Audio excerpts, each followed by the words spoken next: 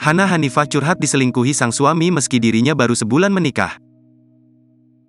Baru sebulan menikah, Hana Hanifah mendadak curhat soal selingkuh.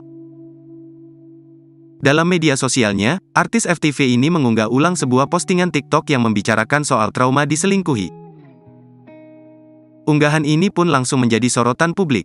Ia bahkan dicurigai sedang memiliki masalah dengan suaminya, Randi.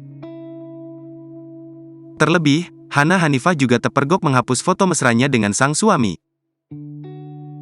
Padahal mereka diketahui baru menikah pada tanggal 8 September tahun 2023 lalu.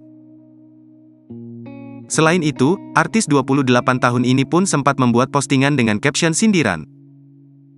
"Mending mana? Mending gak usah kenal dari awal ya," tulisnya di salah satu postingan. Saat dihubungi, Hana Hanifah membenarkan masalah foto suaminya yang sudah lenyap di media sosial pribadinya. Kendati begitu, ia masih enggan mengungkapkan masalah unggahan berisi curhatan diselingkuhi.